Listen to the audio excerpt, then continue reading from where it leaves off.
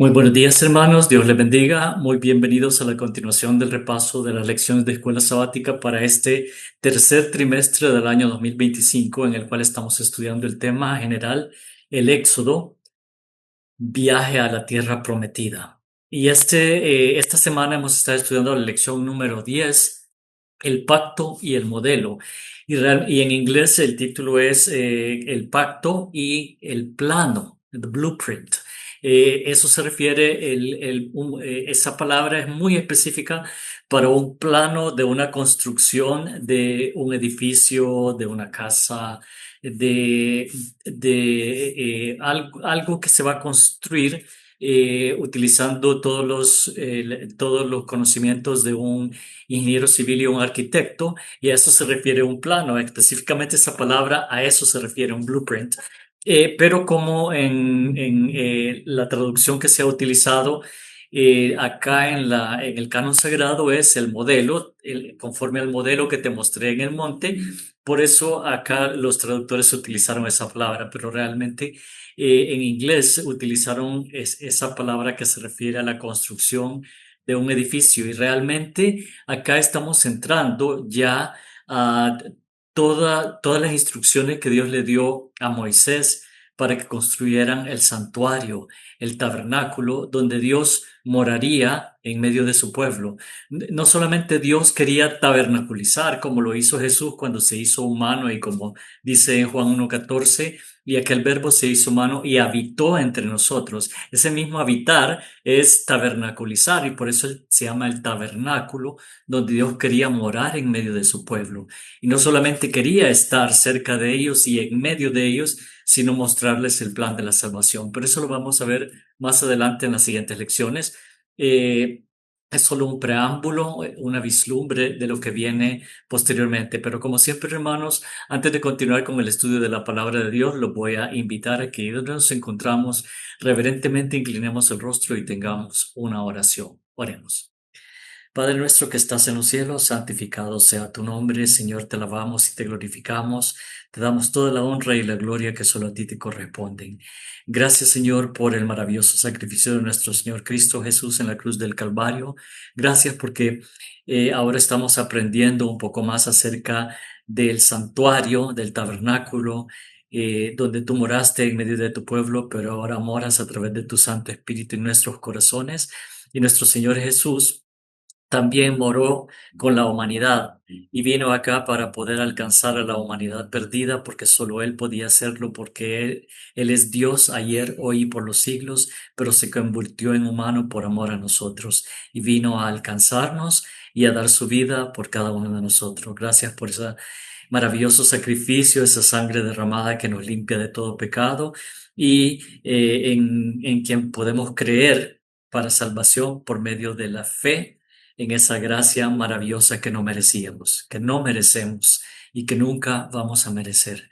Señor, que tu Espíritu Santo nos guíe en el estudio de tu palabra, muéstranos las verdades que desea que implementemos en nuestras vidas y que también las pongamos en práctica para poder alcanzar a otros y que puedan conocer esta verdad tan maravillosa. Todas estas verdades que se encuentran en tu palabra, pero tu palabra que es la verdad y que es el logo, que es nuestro Señor Jesús, desde el principio hasta el fin. Quédate con nosotros, Señor, te lo rogamos en el dulce nombre de Cristo Jesús. Amén. Bien, hermanos, el pacto y el modelo, o el pacto y el plano, es la lección de esta semana que hemos estado estudiando, y este día jueves 4 de septiembre el título es Lleno del Espíritu de Dios. Y acá yo no me quedaría únicamente en lleno, sino que diría llenos del Espíritu de Dios, porque Dios ha prometido su Espíritu. De hecho, cuando Jesús se iba, dice, les enviaré otro consolador. Entonces iba a venir el Espíritu de verdad que nos iba a guiar a toda la verdad. Y el Espíritu, al igual que Dios el Padre, es omnipresente, omnipotente, omnisciente. Es el único, con el Padre, el Hijo y el Espíritu Santo, que pueden conocer realmente nuestros pensamientos y lo que está adentro.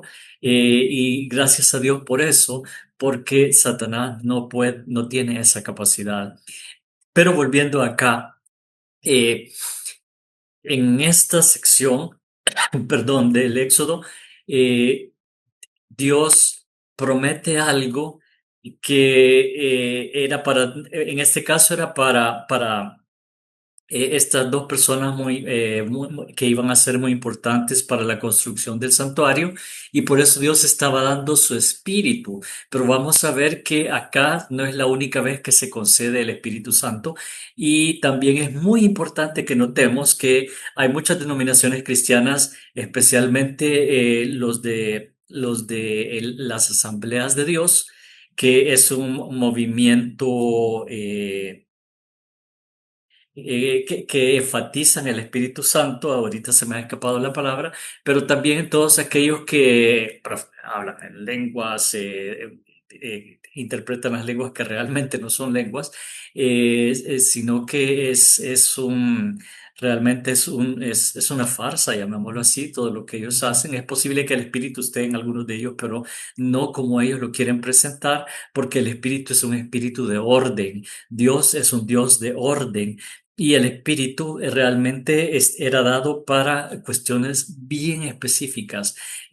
Cuando Dios ungía a un profeta, a un rey, a un ministro, a una persona especial para servirle, se derramaba sobre ellos aceite usualmente y a través de esa unción, el aceite que simbolizaba el Espíritu Santo, muchas veces el Espíritu venía sobre ellos e incluso sobre aquellos que no eran, que aún en un inicio fueron dignos, pero después cayeron como Saúl, como el rey Saúl, que fue ungido con el Espíritu y profetizó, pero el Espíritu de Dios se apartó de él y Dios se apartó de él. Y tristemente no sabemos si Saúl se arrepintió al final de su vida, pero realmente cayó en una idolatría increíble y Dios se apartó de él. De hecho, aquí en este día se menciona el Urim y el Tumim que estaban en el pectoral del sumo sacerdote únicamente y estaban sobre su corazón y eran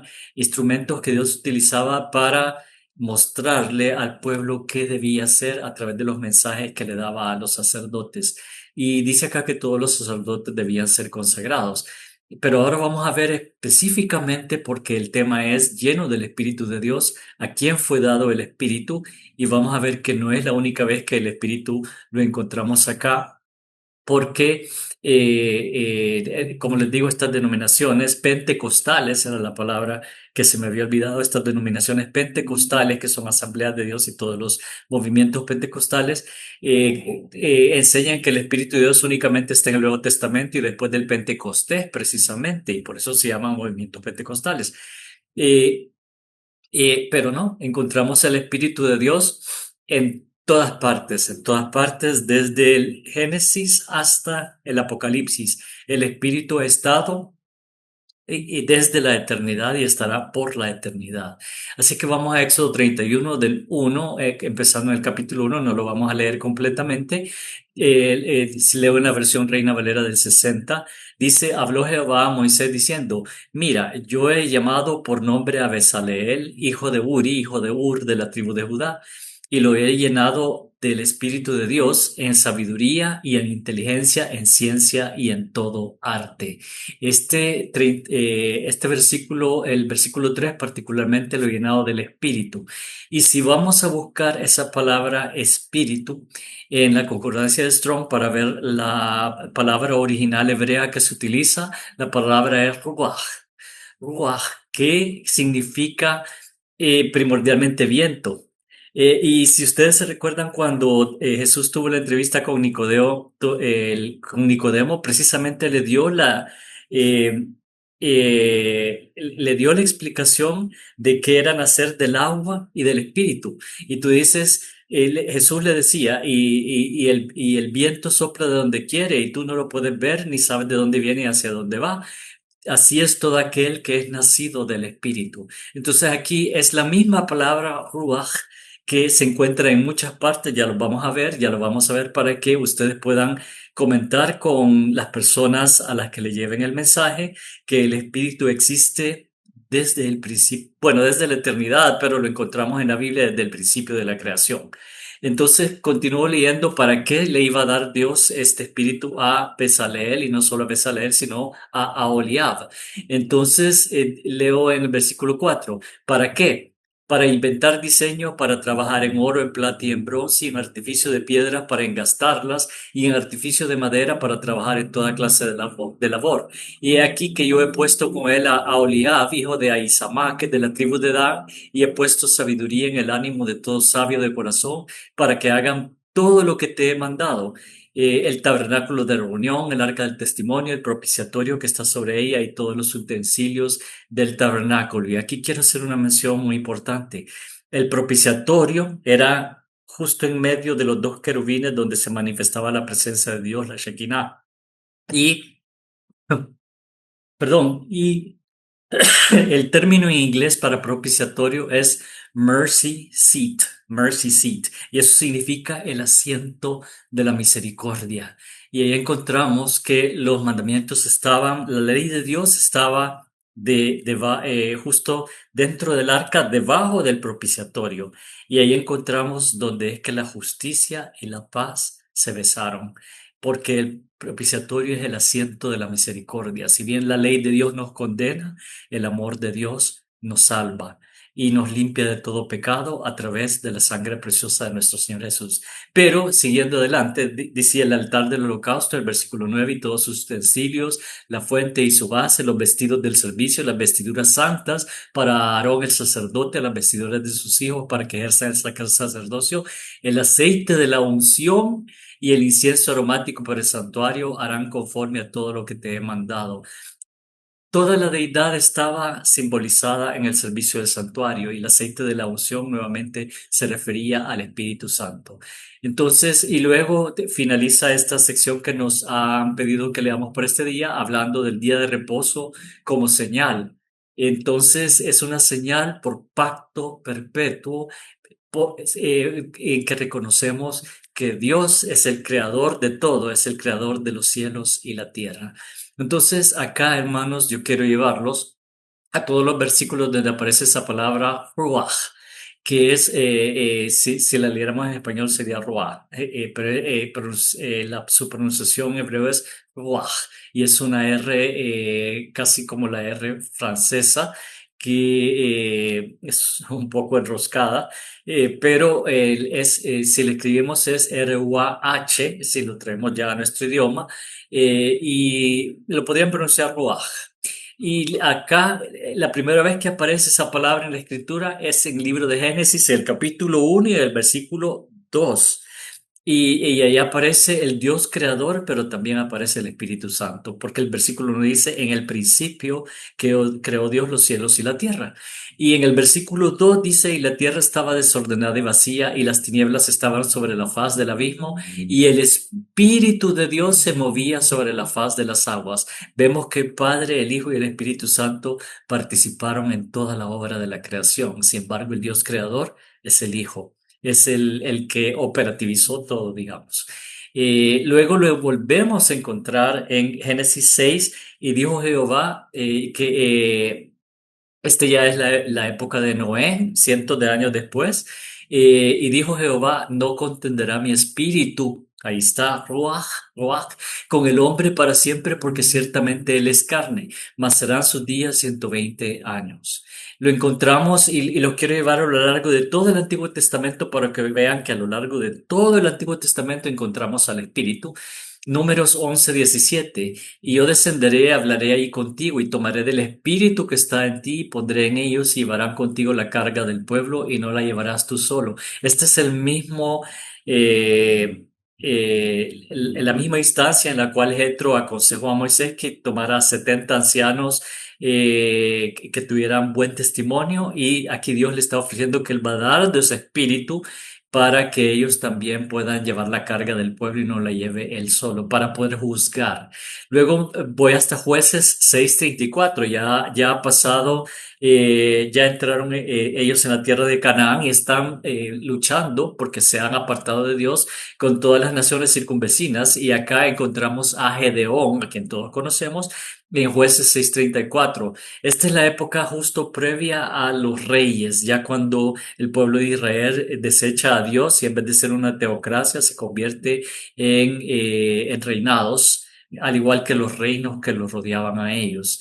Dice Jueces 6:34, entonces el Espíritu de Jehová vino sobre Gedeón, y cuando éste tocó el cuerno, los abiezeritas se reunieron con él. El Espíritu de Jehová, nuevamente ahí encontramos esa palabra. Ahora saltamos hacia la época justo previo a la época de los reyes, en el libro primero de Samuel 16 y versículo 13. Aquí está, encontramos a Samuel, el vidente, que fue profeta de Dios y también estuvo en el tabernáculo. Y dice, y Samuel tomó el cuerno del aceite y lo ungió en medio de sus hermanos. Y desde aquel día en adelante el Espíritu de Jehová vino sobre David. Se levantó luego Samuel y se volvió a Ramá. Aquí David está siendo ungido para ser rey. Y eso lanza hacia adelante, después de Saúl, que se apartó de Dios, el reinado de David y toda su descendencia, donde Dios le había prometido que siempre iba a haber alguien de su descendencia en el trono de Judá, no del reino de Israel. Recordemos que los reinos se separaron y estaba el reino del norte, 10 tribus, y el reino de Judá, 2 tribus, que eran Judá y Benjamín, en el sur. Entonces acá estamos, pero acá empieza el reinado de las 12 tribus con el rey David sobre las 12 tribus. Y acá me voy hasta Isaías 11:2 y esta es la época previa al cautiverio en Babilonia. Ya han pasado miles de años, hermanos, desde que iniciamos ya con el Espíritu en la creación. Y Isaías dice, y reposará sobre él el Espíritu de Jehová, espíritu de sabiduría y de inteligencia, espíritu de consejo y de poder, espíritu de conocimiento y de temor de Jehová. Este es un versículo mesiánico y se está refiriendo a Jesús. Y de hecho Jesús fue ungido con el Espíritu justo en su bautismo. Y ahí lo vemos que el Espíritu descendió como paloma y descendió sobre él. Y acá el profeta Ageo, que ya es un profeta que surgió durante el cautiverio, nuevamente encontramos eso ya hacia el final del Antiguo Testamento, dice, según el pacto que hice con vosotros cuando salisteis de Egipto, así mi espíritu estará en medio de vosotros, no temáis. Bien, hermanos, y finalmente lo encontramos también mencionado en Malaquías. Así que el Espíritu Santo está a lo largo de todo el Antiguo Testamento, comenzando por la creación. Y como les mencionaba al principio, es Dios desde la eternidad y por la eternidad. Entonces, acá lo importante es eh, saber, hermanos, que Dios nos quiere conceder su Espíritu Santo. Y eso es lo que tenemos que pedir diariamente para poder llevar adelante la misión que Dios nos ha encomendado. Porque si estamos realizando la misión, estamos siendo obedientes al mandato que dio Jesús antes de ascender al cielo y que Dios también le dio al pueblo de Israel desde que fue creado, que iba a ser un pueblo de sacerdotes, de gente santa, que iban a mostrar el amor de Dios a todos los que los rodeaban. Y eso es lo que estamos llamados a hacer, llevar este mensaje del Evangelio eterno a toda nación, tribu, lengua y pueblo, y pedir que el Espíritu Santo nos transforme cada día para crecer a través de Él y de la palabra, para reflejar el carácter de nuestro Señor Jesús. Que Dios les bendiga grandemente.